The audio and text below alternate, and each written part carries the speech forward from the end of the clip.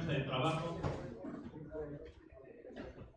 Nuestra segunda mesa de trabajo de este primer Simposio Nacional de Profesionalización de la Docencia para la Sostenibilidad, que lleva por título La Carta de la Tierra y el Aprendizaje Transformador. Tenemos dos ponencias muy importantes. Tiene querido Ignacio Rojas, José Ignacio Rojas, maestro de la Ibero de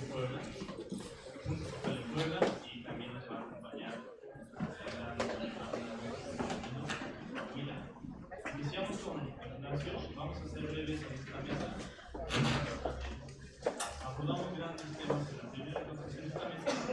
Vamos a ser centrados en los principios de la Carta de la Tierra hacia el aprendizaje transformador. Y bueno, bienvenido José Ignacio. Tuvo un recorrido intenso desde el lunes hasta mañana, entonces, Carlos, bienvenido. Gracias, buenos días a todas y a todos ustedes. Saludos desde Puebla. Me dio muchísima alegría además compartir de minutos. Busco a mi hijo mayor. No me queda nada que lo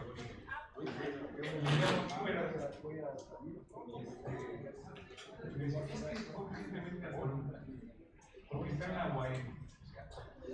Está en el simposio de filosofía. Entonces, pues en biblioteca de la universidad. Pues ahí estamos. Entonces lo voy a ver mejor a título práctico. Voy a ser breve, también traigo presentación, pero bueno, nada del tiempo. Voy a tratar de hacer este resumen. Miren, ustedes saben que a través de la Organización de las Naciones Unidas se impulsa el desarrollo sostenible. Y en particular la ONU, que es la parte académica, la parte cultural y demás de la Organización de las Naciones Unidas, la UNESCO. A través de la UNESCO se impulsa precisamente la educación para el desarrollo sostenible, y la UNESCO en lo particular, y no repetir las palabras seguramente de Mateo de Shapira, pues de manera reiterada ha invitado, convocado a los países miembros, a todos los países miembros, a seguir los principios del Carta de la Tierra. Y nada menos que apenas está haciendo el mes, o todavía no hace el mes, en septiembre de este año, acaba de emitirse otro comunicado en donde hubo una deliberación amplia que tiene que ver con el no cumplimiento de los ODS y bueno, que sigue.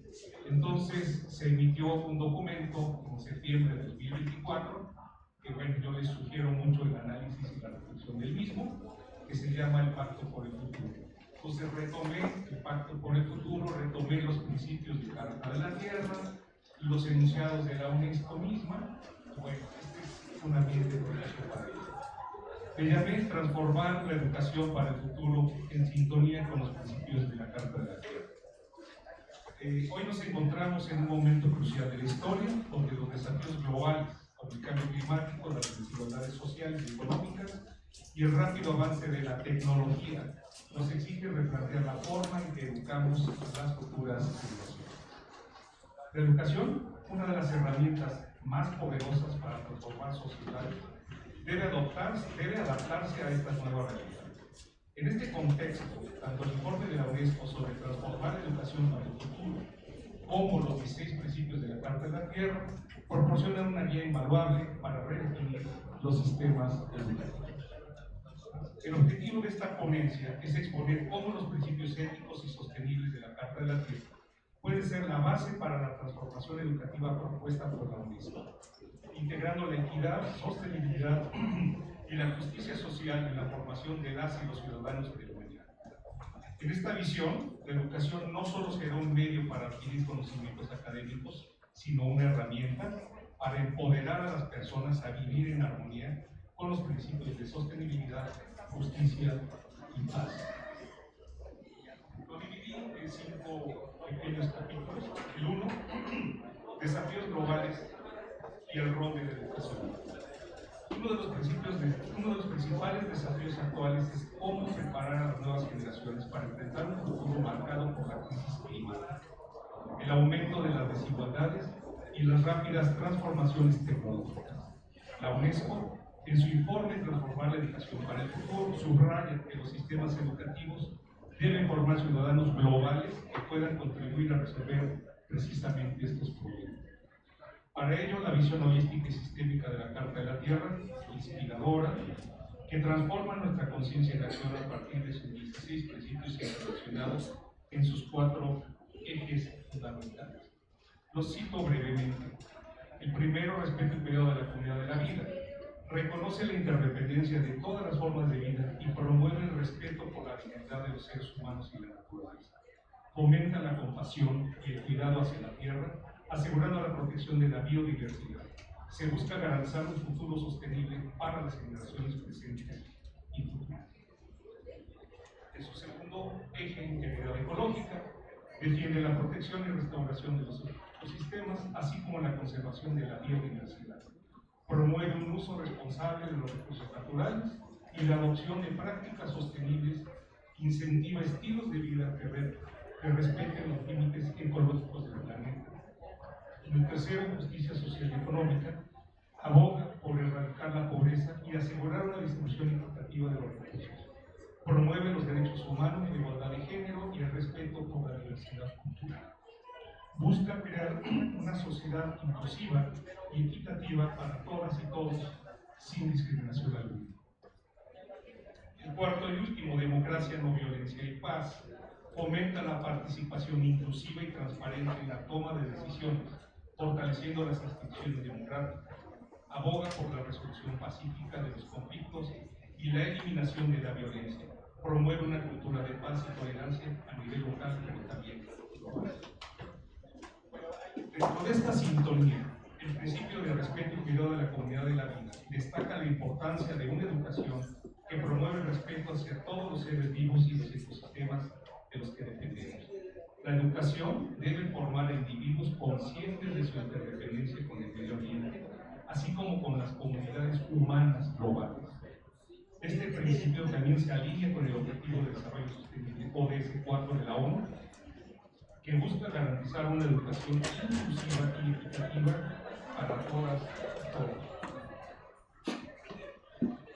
La educación debe, por lo tanto, enfocarse no solo en la transmisión de conocimientos, sino en la formación integral de ciudadanas y ciudadanos responsables y éticos, capaces de pensar críticamente, como se mencionó en las intervenciones anteriores, y actuar con justicia social y ecológica. El 2, innovación tecnológica y educación transformadora. La innovación tecnológica está transformando rápidamente todos los aspectos de nuestra vida, y la educación no es la excepción. La UNESCO plantea que las tecnologías digitales pueden ser una herramienta poderosa para mejorar el acceso a la educación y personalizar el aprendizaje. Sin embargo, compañeras y compañeros, también advierte sobre los riesgos de la brecha digital, que puede aumentar las desigualdades si no se gestiona adecuadamente. Aquí es donde el eje segundo, principio 8 de la Carta de la Tierra, del uso responsable de las tecnologías y el conocimiento, juega un papel clave. Este principio subraya la necesidad de utilizar la tecnología de manera que beneficie a toda la humanidad y respete los límites ecológicos. La tecnología debe ser vista como un medio para promover la equidad, no como un fin en sí mismo. Muy cercano a lo que mencionó el maestro Mateo, con el profesor de matemáticas. Por supuesto, no es de esta institución. En educación, esto significa garantizar que todos los estudiantes, sin importar su origen socioeconómico, tengan acceso a las herramientas digitales necesarias para su desarrollo. Además, el uso responsable de la tecnología en la educación debe ir más allá de la simple enseñanza de competencias digitales. Debe fomentar la creatividad, la colaboración y la resolución de problemas, siempre con una perspectiva ética y sostenible, alineada con los principios de la Carta. Además, el uso responsable de la tecnología en la educación debe ir más allá de la simple enseñanza. Perdón, esto ya lo dije. El tercero, educación para la sostenibilidad. Uno de los temas centrales de la Carta de la Tierra es el eje segundo y su principio de integridad ecológica, que destaca la importancia de vivir de manera sostenible, respetando los límites del planeta y protegiendo los ecosistemas que sostienen. La educación, como herramienta transformadora, debe incluir la enseñanza de valores ambientales y promover un estilo de vida, desde luego, sostenible.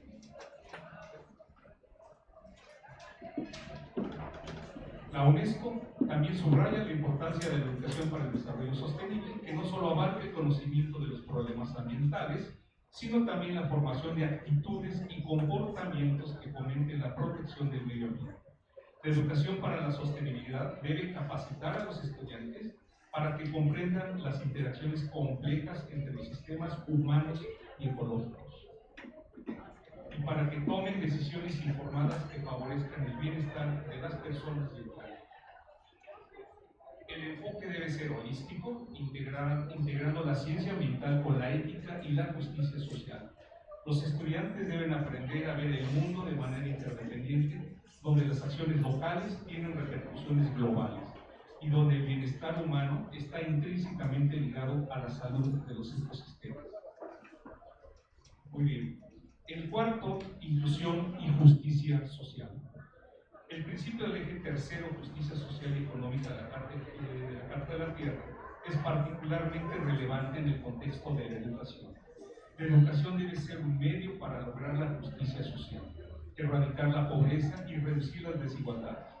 La UNESCO destaca que la equidad debe ser el núcleo de la educación, garantizando que todas y todos los niños y jóvenes tengan acceso a una educación de calidad independientemente de su origen. Las políticas educativas deben enfocarse en cerrar las brechas de acceso y calidad, asegurando que los grupos más vulnerables no queden atrás. Esto incluye no solo a los estudiantes de bajos ingresos, sino también a las niñas, las personas con discapacidades y aquellos que viven en áreas rurales o afectadas por conflictos.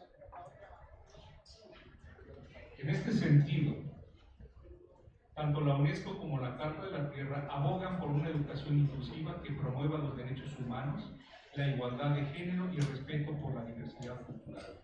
La educación debe ser una herramienta para empoderar a las personas, dándoles las habilidades y el conocimiento para participar plenamente en la sociedad y contribuir al bien común. Es obligatorio, compañeras y compañeros, citar el principio 11 del apartado C. Y lo cito: honrar y apoyar a los jóvenes de nuestras comunidades, habilitándolos para que ejerzan su papel esencial en la creación de sociedades sostenibles. Esto, además de un principio, es verdaderamente un poder. Y hablando de educación, hablemos de educación y cultura. El Pacto por el Futuro de la UNESCO, dentro de su visión para la educación, subraya la importancia de la cultura como un componente central para la creación del futuro más inclusivo, equitativo y sostenible. La relación entre cultura y educación en este pacto puede destacarse a través de 5 puntos clave. 1. Educación para la diversidad cultural. La UNESCO promueve una educación que no solo transmita conocimientos académicos, sino también valores y competencias que fomenten el respeto por la diversidad cultural. Este enfoque ayuda a construir una conciencia global, donde los estudiantes no solo aprecian las diferencias culturales, sino que también participan activamente en la protección del patrimonio cultural. Esta relación es vital para el desarrollo de una ciudadanía global comprometida con la paz y la comprensión mutua. 2. Educación basada en la cultura de paz. El Pacto por el Futuro resalta la necesidad de una educación que promueva una cultura de paz y no violencia, al igual que el eje cuarto, principio 16 de la Carta de la Tierra, en su apartado de que cita: reconocer que la paz es la integridad creada por relaciones correctas con el mismo, otras personas, otras culturas, otras formas de vida, la tierra y con el todo más grande del cual somos parte. Cierro la cita. La educación puede convertirse en una herramienta clave para enseñar a las generaciones futuras sobre la importancia del diálogo intercultural, la resolución pacífica de conflictos y el respeto a los derechos humanos.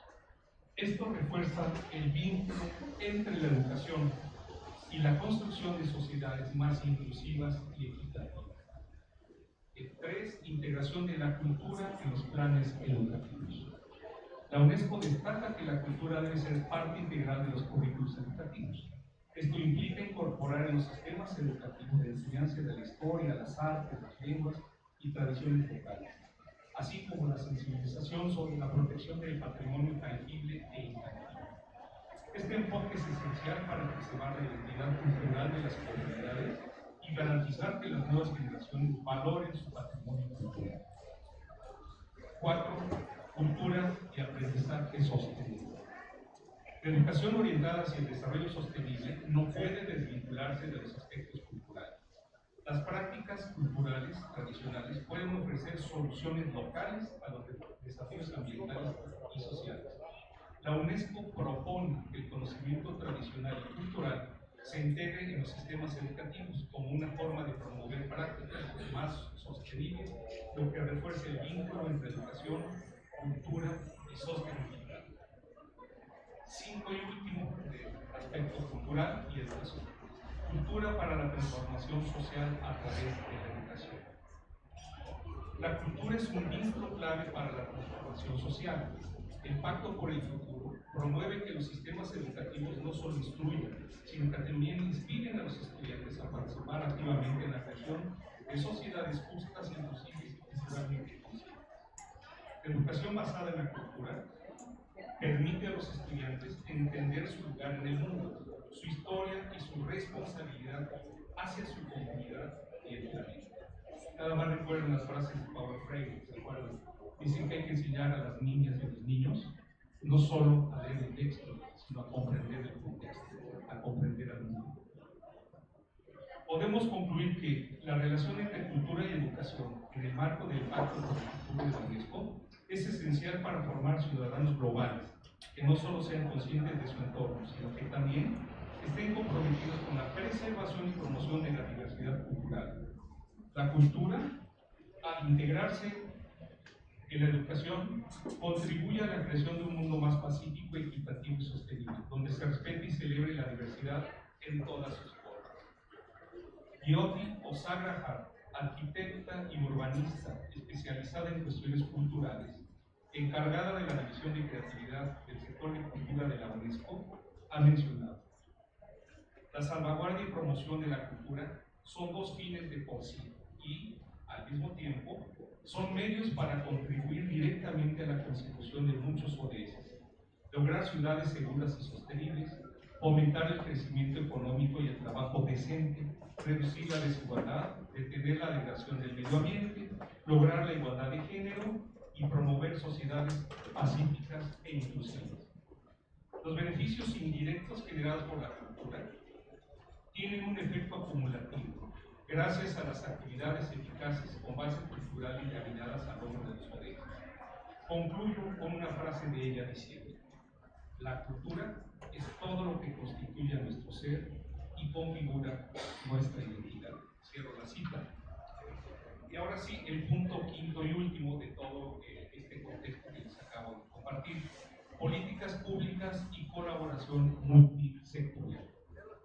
Para que la transformación educativa sea efectiva, es fundamental que haya una colaboración estrecha entre gobiernos, organizaciones internacionales, el sector privado y la sociedad civil. El principio 13 de participación democrática de la Carta de la Tierra subraya la importancia de la participación activa de todos los sectores de la sociedad en la toma de decisiones. Aquí solamente quería mencionarles brevemente, Puebla es uno, no sé si el único o uno de los pocos estados de la República en donde se ha aprobado una ley de desarrollo económico sustentable.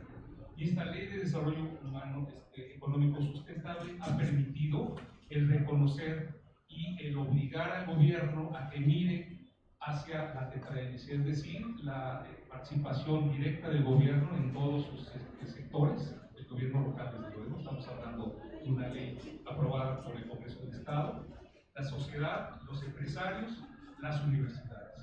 Entonces, esto ahora con una figura nueva que se llama clústeres. Con eso, pues, es un ejemplo y con mucho orgullo participar en ello, ¿no?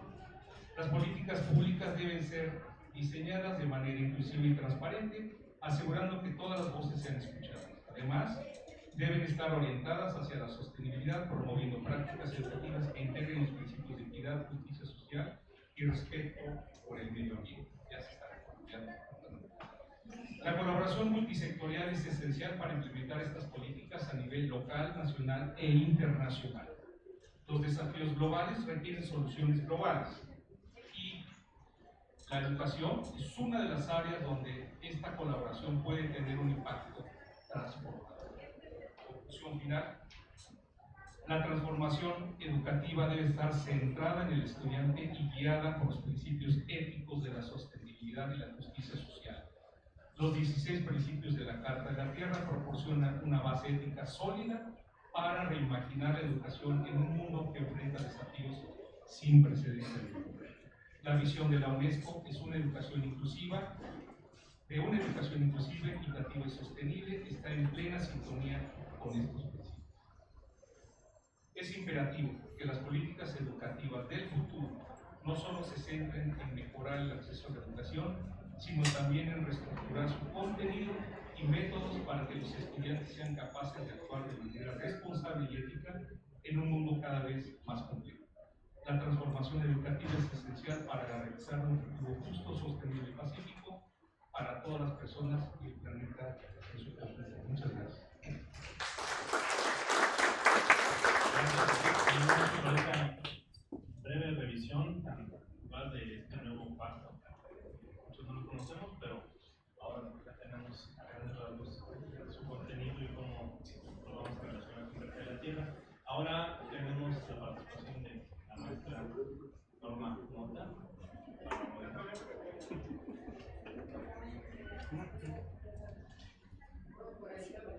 Es titular de Carta de la Tierra de Coahuila. Y pues han trabajado en muchísimos indicadores de sustentabilidad de la educación, con Charlie también en un momento de este gran proyecto de complejos. Y hoy nos traen el tema también del aprendizaje transformador, del pensamiento complejo, y traen unos esquemas interesantes que vamos a compartir con nosotros.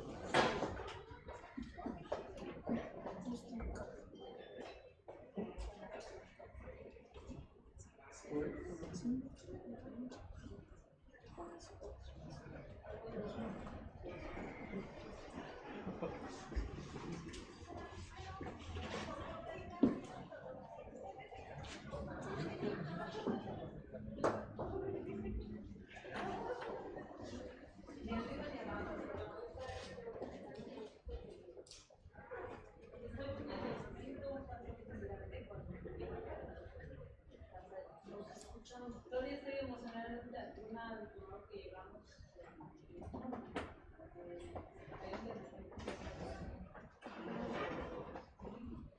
Carta de la Tierra.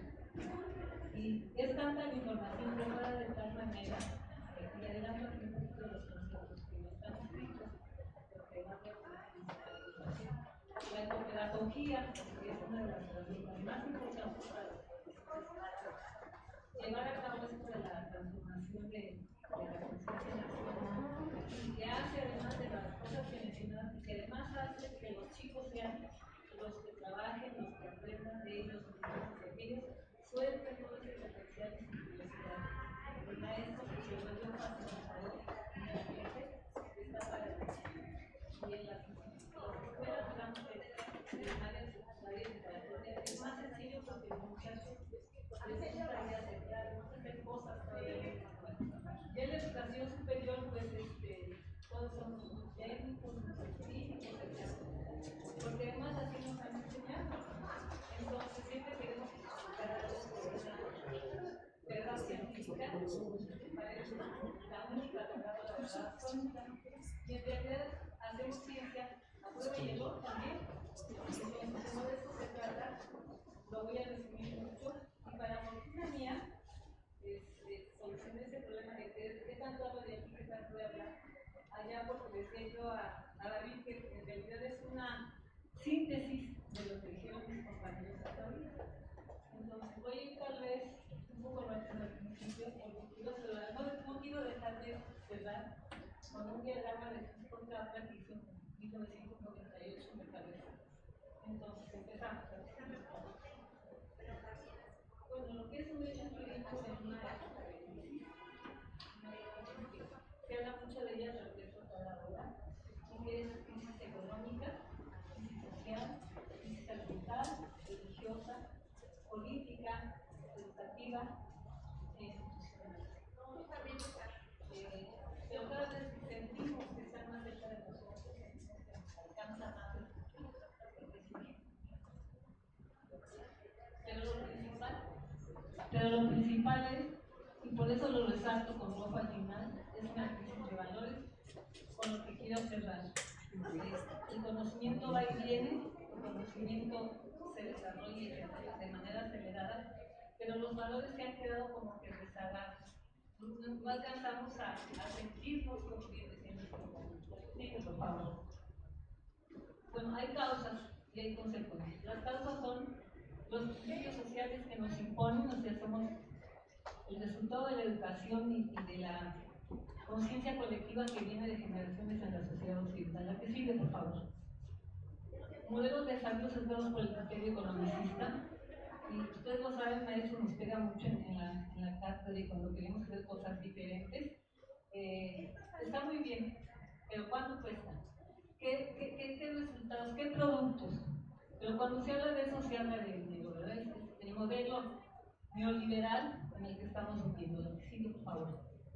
Los principios sociales que nos imponen, pero sobre todo en el caso de valores y en general es la manera en que percibimos al mundo. Y lo percibimos, aparte de todo esto que tenemos como carga de especie y del mundo occidental, lo que nosotros mismos inconscientemente discriminamos y en realidad hacemos tal vez a conveniencia personal, material, no sé, pero cada uno vamos haciendo esa percepción del mundo, la vamos construyendo en el fondo, la vamos construyendo nosotros. Y esto trae consecuencias.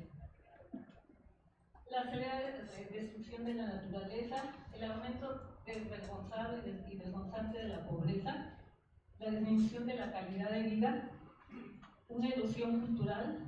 Hemos estado perdiendo la identidad como comunidades con eso de la globalización.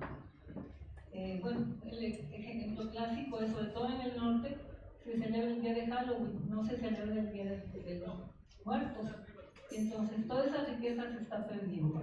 ¿Por qué lo estoy mencionando? Porque algunos de ustedes se preguntaban, ¿y cómo le hacemos para transversalizarlo? ¿Cómo le hacemos para compartirlo? Pues recordar todas esas fechas y como institución acordarnos y ya de saber tratar de que se fomente lo del, por ejemplo, lo del Halloween y vamos con todo a nuestro conocimiento tradicional y todo lo que implica nuestra identidad. Pero también hemos perdido el sentido de civilización. Estamos en crisis total, ya lo mencionaba la doctora Shapiro, ya no quiero abundar en esto, pero pues la paz está prendida con alfileres y definitivamente no podemos desarrollar creatividad, no podemos desarrollar en el sentido más amplio de seres vivos, de personas, si estamos en guerra con nosotros mismos, guerra con los vecinos, y las guerras que yo les digo, yo no veo televisión noticieros porque es pura nota roja, y se repite y se repite y se repite y cada quien la va acomodando, ¿verdad? Entonces es algo muy grave. La que sigue, por favor. ¿Cuáles son los presupuestos que están desde la edad media, de principios del siglo pasado y seguimos compartiendo inconscientemente?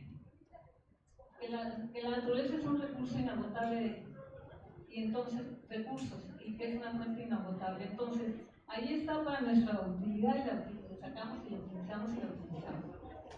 Y lavamos la conciencia cuando juntamos tarjetas, cuando juntamos botellitas, etc. La que sigue. Es un depósito infinito de desechos. El gran basurero del planeta es el planeta mismo. Pero ingenieros, lo que sea, los procesos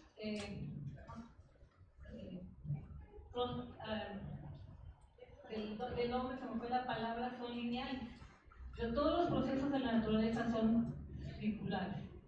Entonces, hay además otro principio de calidad en ingeniería que es prevengo lo que voy a hacer mal desde el principio o los remedios al final del tubo cuando yo lo voy a hacer ecológico.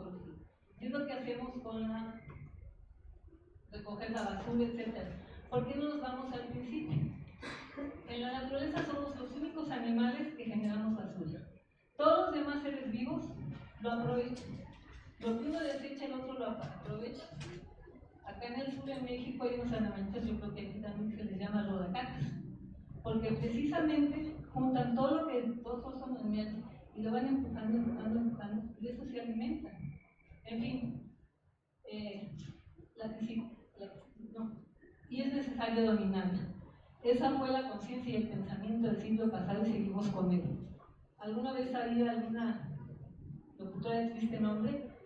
La malvada naturaleza está contra nosotros. Espérate, o sea, no sabes lo que estás diciendo, además se lo estás compartiendo a los chicos. La que sigue, por favor. Y bueno, la definición de desarrollo sustentable, no voy a parar en esto, es satisface las necesidades presentes, ya lo conocemos todos, y que procure el equilibrio entre el crecimiento económico, las necesidades sociales y la presión sobre el medio ambiente. Y en el centro pues está lo que sería el desarrollo sustentable, según los que privilegiemos, será un desarrollo soportable, un desarrollo viable o un desarrollo social, ¿sí? Entonces, pero ¿qué implica el desarrollo sustentable? Implica cambiar nuestra visión del mundo, mirarla con otros ojos. Yo por ejemplo, estos anteojos, ya me los cambié. Tener una nueva cosmovisión utilizando el enfoque de sistemas del pensamiento crítico como herramientas fundamentales. Aquí también quisiera hacer ese comentario. ¿Por qué sistemas complejos? Porque la naturaleza es precisamente un gran sistema complejo. Nada es causa y efecto lineal. Todos son relaciones, interconexiones, y eso también se nos ha olvidado.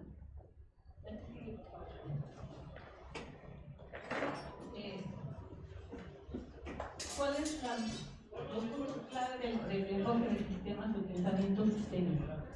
Los procesos están relacionados y la suma es más, y el resultado es más que la suma de las partes. De ahí viene inclusive el concepto de hacer sinergia, ¿sí? Lo que sigue. El conjunto es más que la suma de las partes. La que sigue, por favor. La diversidad es una cualidad y una característica emergente de todos los sistemas, ¿sí? Pensamos más aquí todos sobre la misma idea, que si yo misma, por muy sabia que me considerara, digo cuál es la verdad. O sea, toda esa diversidad es lo que enriquece a los sistemas de pensamientos, de situaciones, de capacidades, etc. Sigue, por favor. Entonces, el gran reto es romper con esa visión especializada, mecánica y fragmentada de la realidad. No olvidemos que todavía venimos cargando con la educación positivista, atomista, en que el mundo lo dividieron en áreas, la filosofía, la historia, y todas estas ciencias sociales avanzaban en la filosofía, pero por comunidad, el conocimiento, etcétera, etcétera, en compartimentos, como bien decía la doctora Shafir. La que sigue, por favor. Entonces, ¿cuáles son las características del pensamiento fragmentado? Las menciono muy rápido y después nada más voy a explicar, o voy a mencionar sobre las cuatro que están por rojo. La solución de problemas y la contraparte en el pensamiento sistémico es la apreciación de las cosas y desmarcarlas, o sea, reconceptualizarlas. El análisis es lo que predomina en el pensamiento reduccionista y en el pensamiento sistémico complejo también. El reduccionismo y el contelonismo. La causa y el efecto cerrado, que así nos enseñaron desde primaria, ¿verdad? A arreglar nuestros sistemas para poderlos resolver. Y desde el pensamiento sistémico complejo son las múltiples influencias a través del tiempo y del espacio. Al atomismo y segregación contra de lo que es la integralidad. Los límites cerrados con la expansión de límites. Y sin duda ahora estamos en una época de expansión de límites porque el mundo es el mundo y llegamos hasta donde queramos o nos dejan llegar. La objetividad contra la subjetividad crítica.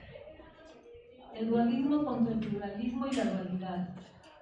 El dualismo porque nos enseñan a decir es blanco o negro, bonito o feo, caro o barato. Yo lo sé y tú eres el que no la cuestión. Tú lo sabes todo y yo no sé nada. Negro o blanco y no hay términos medios. Y hay diálogo para poder platicar y poder llegar a acuerdos. La vida se trata de más de acuerdos. Y entonces eso va contra el pluralismo y la dualidad, el racionalismo, contra las maneras racional y no racional de ver el conocimiento. La educación ambiental y la Carta de la Tierra están basadas en el aprovechar todas las potencialidades de la mente y todo eso que se llama no racional, subjetivo o intuitivo.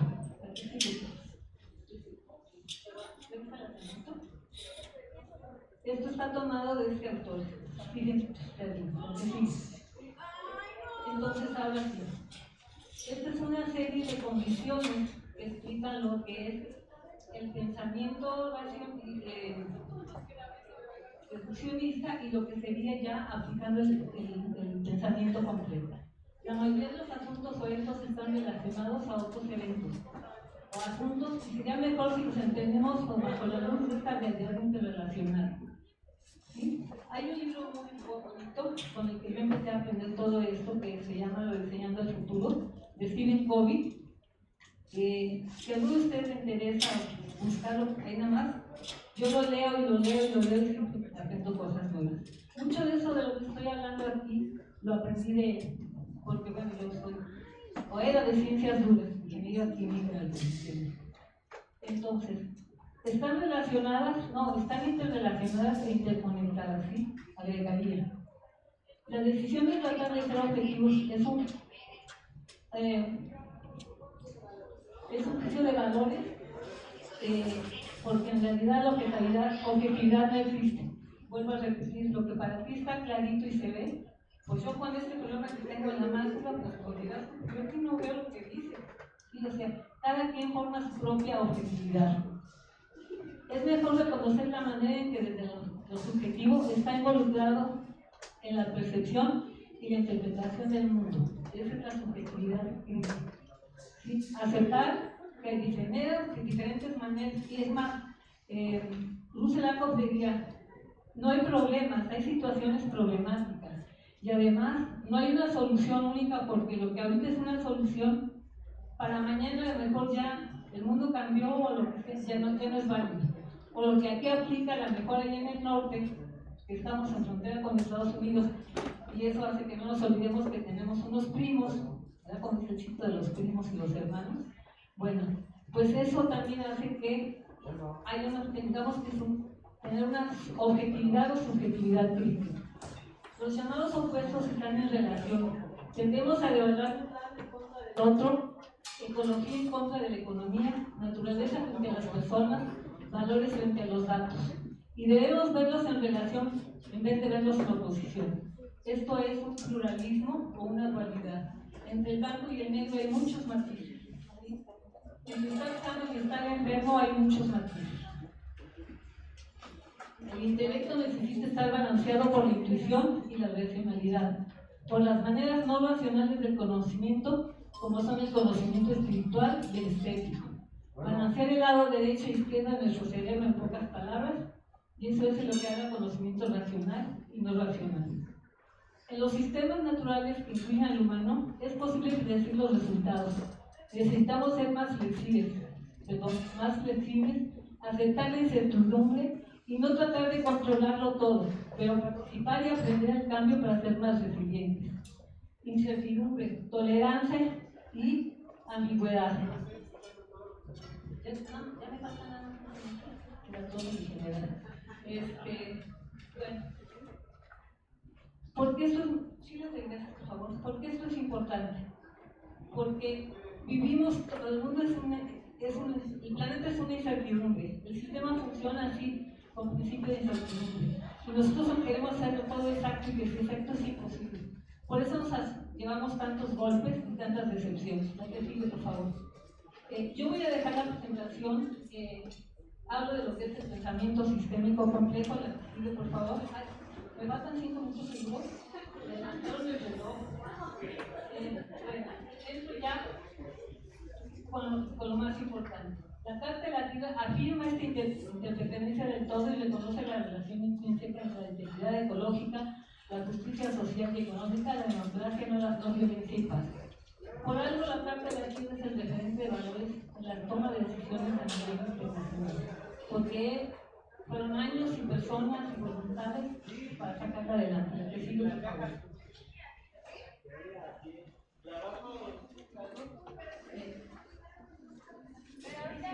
Que era el pensamiento de ¿cómo se llama?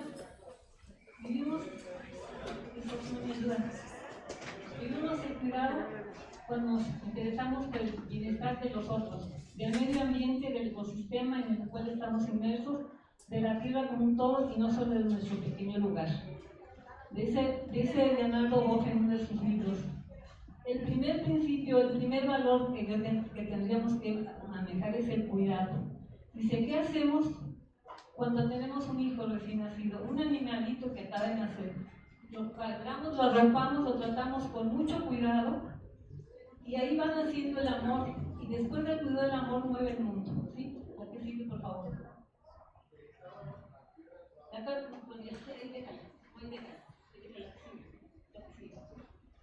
Las dimensiones del ser humano. Otra vez, ya no me da tiempo de decírselas, pero la visión holística integra la visión de la dimensión cognitiva, la emocional, la corporal, la social, la estética, la espiritual. Y como maestros me parece a mí, y lo digo pensando en mí misma, nosotros mismos tenemos que aprender a manejarla con nosotros mismos, o sea, todas esas dimensiones, y ver cómo, el mejor ejemplo para ver cómo se van desarrollando y cómo lo hacen, y a veces hasta los suprimimos, son los niños, los adolescentes, nuestros alumnos, vaya, la que sigue.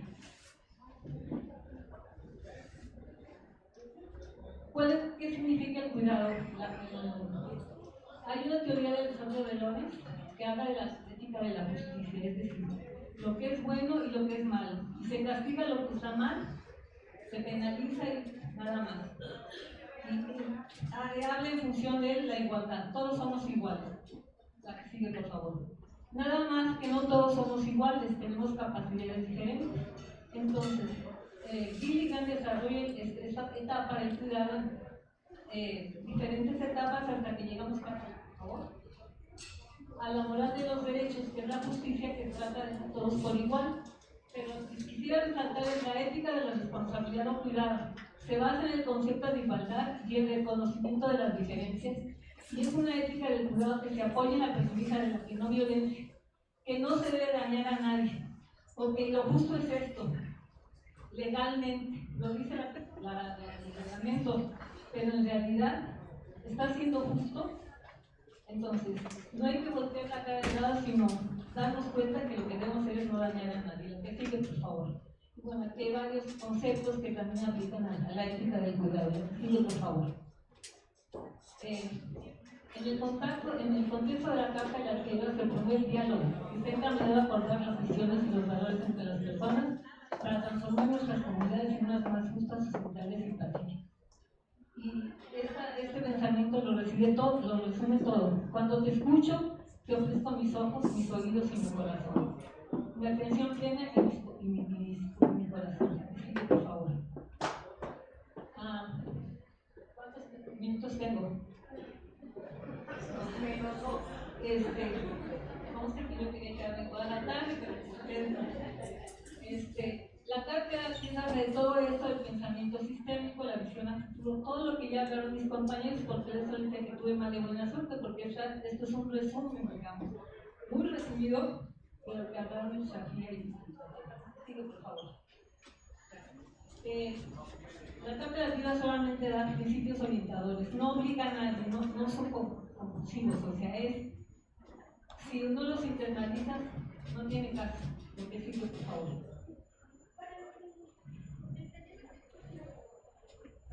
Bueno, aquí está todo esto, lo que privilegia la educación ambiental y la educación con la Carta de la Tierra y la ética del cuidado son desarrollar este potencial que tenemos en cuanto a espiritualidad, en cuanto a imaginación, en cuanto a propiedades, características estéticas. A mí no me piden que mueva la computadora, pero hacer una síntesis, una carta, desarrollar ideas, otras cosas que a mí no se me dan, porque dije no se me dan y no se me dan. Entonces, para eso se hacen los grupos colaborativos. La que sigue, por favor. Ahora, todo eso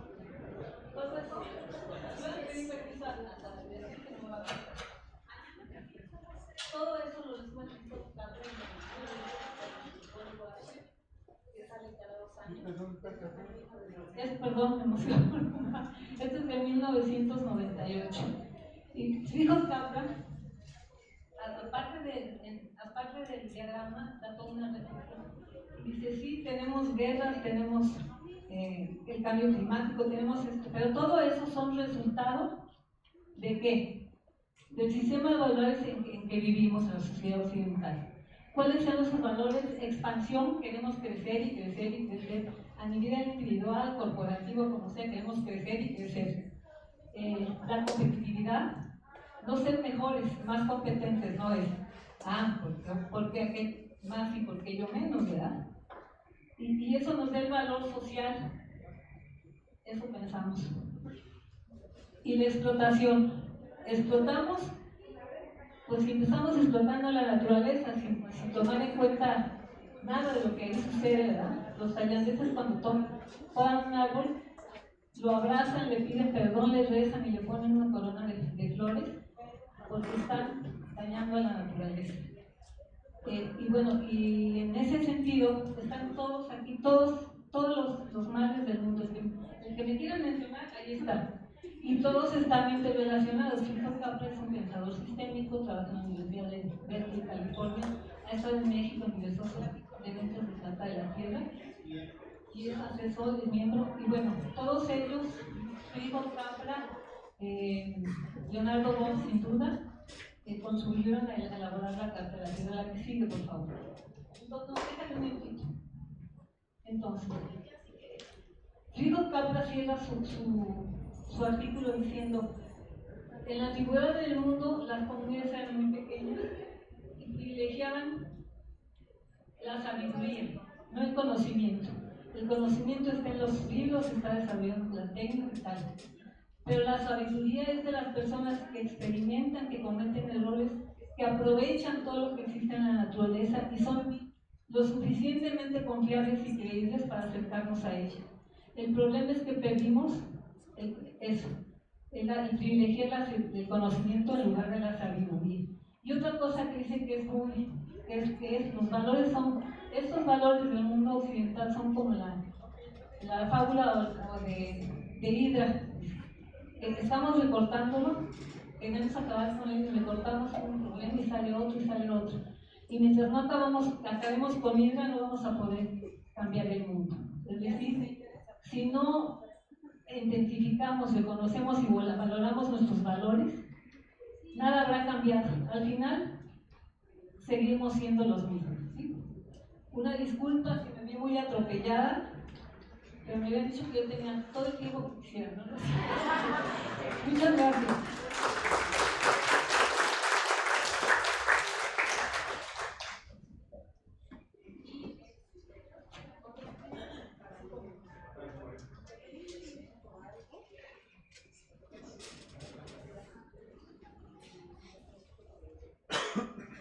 Bien, tenemos espacio para dos preguntas para los ponentes. Las dos primeras más. Sí. ¿Sale el micrófono?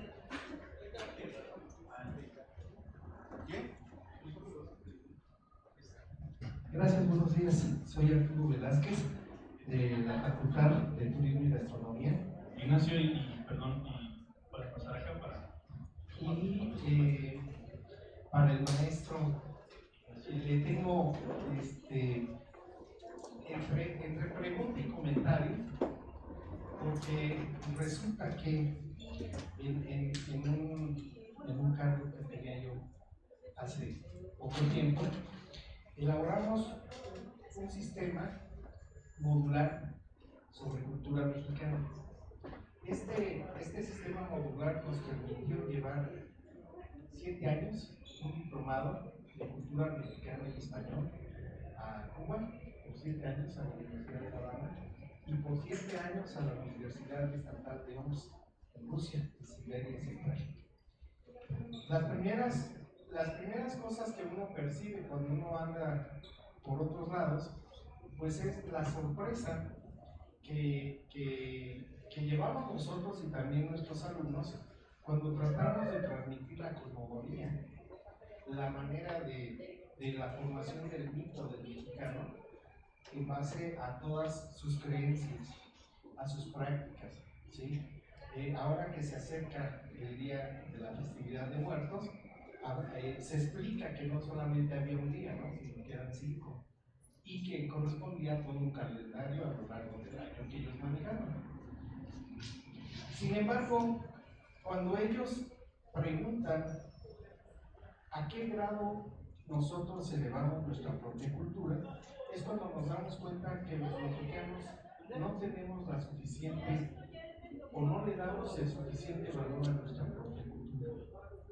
De tal forma que se tiene que dividir la cultura oficial, que es la del derecho positivo, la que está en la Constitución, y en boga ese tema en estos momentos en todo México, y la otra cultura es la cultura popular, de donde nosotros abrevamos muchísimo del pensamiento colectivo del mexicano. Entonces, aquí la pregunta es, ¿dónde nos situamos en la cuestión de la cultura de paz?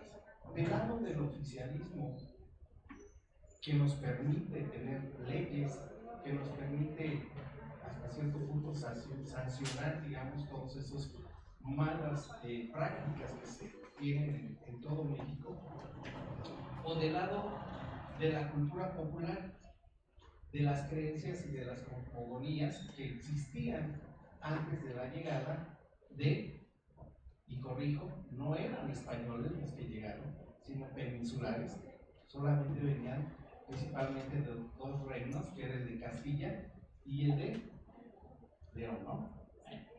Entonces no fueron españoles los que llegaron a México.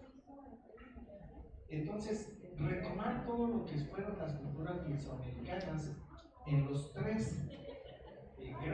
en las tres grandes divisiones, que fue el preclásico, el clásico y el posclásico, es como si quisiéramos que los italianos regresaran al tiempo de los romanos, de los latinos o de los etruscos, o que los griegos usaran todavía la túnica larga o la media corta, ¿sí? Como en el tiempo de Aristóteles, Platón o Sócrates. ¿Qué tanto hay que revalorar la cultura mexicana y qué tanto es cultura mexicana? Porque México existe apenas hace 200 años. Lo anterior fue una fusión. Eso es lo que a mí me inquieta, porque cultura de paz no es igual a cultura pasiva. Y en ese caso, entonces, ¿cómo habría realmente, y lo han mencionado varios, pasar del discurso hasta cierto punto político a la acción que debemos de tomar de frente a este tipo de temas? Gracias.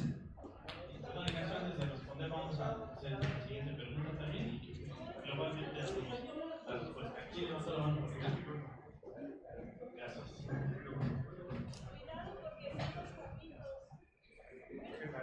Son las últimas 2 preguntas porque el tiempo ahora sí, dispénsenos, estamos bien cortísimos. Mi pregunta sería, de favor, conocer cuál sería la diferencia entre el concepto de desarrollo sustentable y desarrollo sostenible. Gracias. Ahora sí, Carlos, por favor. Gracias. Abordaré primero lo que mencionó el profesor rápidamente. Los ingenieros químicos tenemos una virtud, que cuando hablamos con los ingenieros a secas, tratamos de hablar de la química, ¿no? Para no mostrar nuestras debilidades de este lado. Entonces, bueno, la conclusión creo que es evidente. Soy ingeniero químico y me admira mucho la cultura que usted cultiva, y debemos cultivarlo todas y todos. Y sí, para empezar, no podemos hablar, creo yo, de lo poco que sé, que entiendo, no podemos hablar de una cultura mexicana como tal, porque como un país en cohesión o cohesionado, madurado, quizá tenga que pasar más tiempo. Éramos distintos pueblos originarios, distintas tribus, distintas creencias, ¿cierto? No éramos una unidad como tal. Entonces lo que necesitamos es comprenderlas, en primer lugar, respetarlas, apreciarlas. Me parece que eso es importante. Pero vamos evolucionando y Carta de la Tierra nos permite visualizar esa evolución. El hecho de que México fuera tan heterogéneo o sigue siendo tan heterogéneo. Ahora, por ejemplo, cuando tenemos algunos eventos, algunos compañeros y compañeras, con justa razón o no, protestan porque dicen, oye, esa imagen que están presentando, hay güeritos, ¿y dónde están los morenazos, no? Los de piel más que subida que apiñonada, ¿no? Como nosotros, asociándolo con el rasgo indígena. Y les decimos, a ver, espérame tantito, no sabes de las comunidades afroamericanas que están acá ahora, no sabes de las comunidades asiáticas. En Puebla, por ejemplo, hay una cantidad enorme de libaneses, y no en este momento que ahorita están en crisis, también, ustedes lo saben bien. Entonces, lo que nosotros necesitamos entender es esa evolución. Las naciones actuales no son puras, ninguna. Lo que usted acaba de mencionar de España, yo le complementaría como cuando le dicen a los argentinos, oye, ¿de dónde vienes? No hay identidad, dicen, pues vengo de ese barco, ¿no? A los españoles que no son españoles, que llegaron acá también seguramente respondieron en voz baja, pues yo vengo de una casa, yo fui asesino y todo. Entonces, el absorber esa parte de la cultura es un poco discutible, sin embargo, sucede. La religión que vino a salvarnos, en Puebla, bueno, por ejemplo, la pirámide que está en Cholula, que es el lugar donde yo radico, en San Pedro Cholula, que se les invita a todas y todos a estar por allá, es bellísimo, por cierto. Bueno, pues ustedes saben que hasta arriba está la iglesia, ¿no? Y la iglesia es para ocultar, para aplastar hasta el fondo las creencias de esas. Pero ¿por qué también tuvieron éxito muchos de los invasores comandados por Hernán Cortés? Pues porque había que ver cómo los trataban desde el centro del país también, ¿no? Es decir, no era una sola identidad. Conclusión, me parece que aquí lo primero que debemos entender todos es que necesitamos evolucionar. Y en el momento de evolucionar debemos comprender toda esta heterogeneidad cultural. Como lo dijo el titular de la UNESCO en los asuntos culturales, ¿no? Me parece que por ahí está el asunto.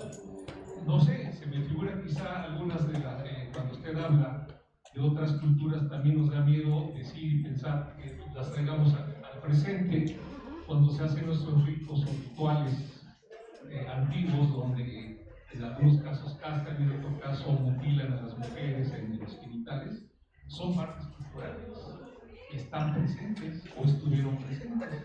Entonces deberíamos entender por qué está así y tratar de decir, bueno, si esto daña a las personas, daña a las mujeres, daña a las niñas, me parece que necesitamos evolucionar al respecto. Cierro nada más con algo real que conozco y valoro muchísimo. En Puebla, la parte norte, la sierra norte de Puebla, particularmente Zacapuasta, todavía hay zonas bastante incomunicadas. Tú las ven en el mapa y dices, oye, si está esto a 10 kilómetros de aquí, ¿por qué no trazas una línea? Bueno, están las cordilleras y está bastante escabroso el paso. Me refiero concretamente a la región Totonaco y una directora de un kinder que firmaron el compromiso con Carta de la Tierra nos dijo a los que estuvimos con ella que ella es egresada de ese kinder y que lamentablemente ahorita la jubilaron, ella no quería jubilarse, y que ella ahora hace ceremonias, hace cantos con los niños, poemas en Totonaco, y nos platica que cuando ella era niña y sus compañeras tenían prohibido por los profesores y profesoras que llegaban allá a la instrucción para darle educación, para superar el nivel, les prohibían la lengua totonaca. Entonces se estaba perdiendo, estaban extinguiendo. ¿Y saben por qué? Simplemente porque no conocían el totonaco los profesores. Y se les hizo fácil y económico decir, se prohíbe hablar el totonaco. Entonces la maestra revierte eso y lo primero que se hace es hablar en totonaco, ceremonias en totonaco. Las ceremonias en lábaro patio y demás en totonaco, los niños hacen cánticos y demás, todo en su lengua. Entonces, espero haber respondido un poco. No sé si quisiera la maestra también. Bueno, voy a cerrar. ¿Cuál es la pregunta? No, yo quería primero y luego la pregunta de... Maestro, esta pregunta que me respondió, pues claro que yo ya me lo sé, ¿verdad? Porque me he dado toda mi vida en la facultad de sistemas, pero le pido estamos hablando de lo que sería dualismo contra pluralidad, y contextos. Es imposible que queramos regresar a otro mundo porque ni lo conocimos realmente, todo es diferente. Entonces, hay que ubicarnos en el aquí y en el ahora, y de eso, ¿qué es lo rescatable, lo importante? Pues yo diría no perder esa identidad como seres humanos. Otra cuestión de aplicar las cuestiones de la Carta de la Tierra. Y definitivamente nosotros no somos como los japoneses que para demostrar su valor se hacen harakiri, o como los musulmanes que para que se vaya al paraíso también se aman y se volvían en la tierra, etc. Entonces, me parece que además está también el diálogo, que entonces es otra vez, no son cosas que se hacen uno por otro, decía Antonio, las cosas que valen la pena,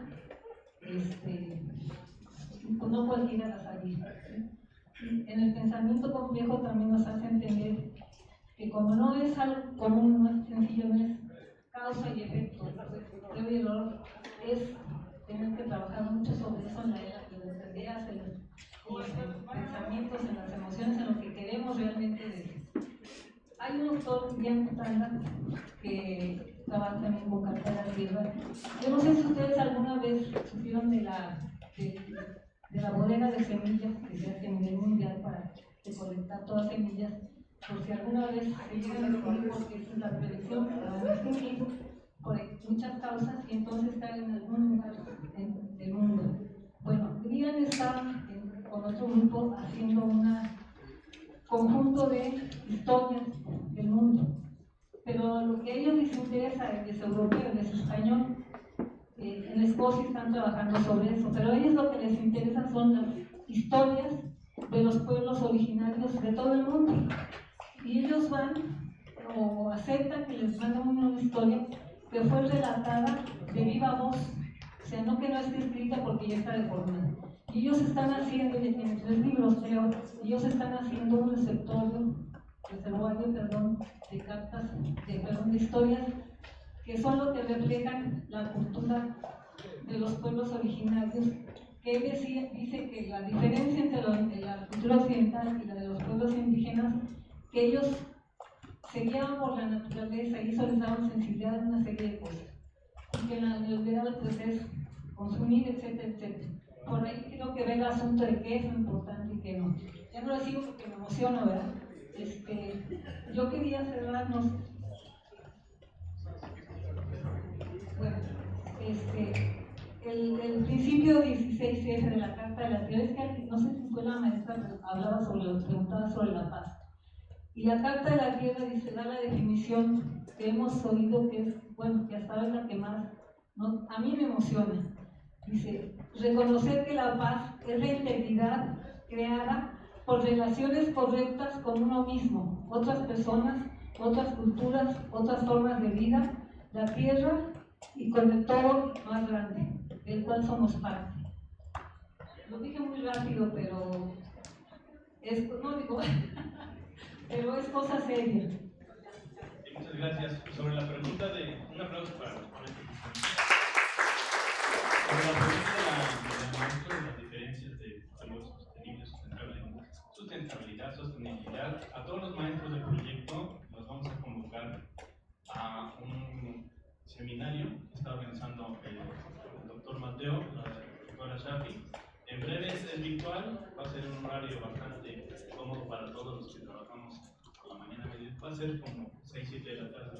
Esperen la fecha porque es un concepto, es un tema que sí queremos abordar con ustedes, es amplio y queremos que tengan la respuesta más acertada, entonces para abordarlo de manera suficiente. Vamos a dar la voz a la maestra para que nos cierre con las conclusiones.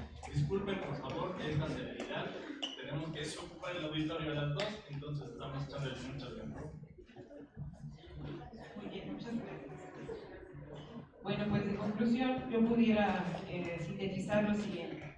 El aprendizaje transformador implica que asumen que existen distintos desafíos que han sido enmarcados por los valores occidentales de expansión, competitividad y explotación.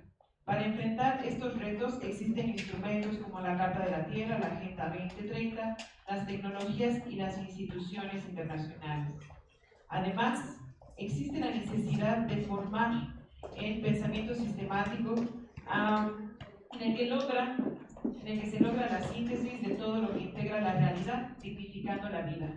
La educación, en el que confluye un cambio consciente de los estilos de vida, el comportamiento, un conocimiento holístico y la sabiduría para tomar mejores decisiones, asumiendo que la diversidad es una riqueza. La cultura, como un contexto social y económico que enmarca la realidad compleja en la que se vive.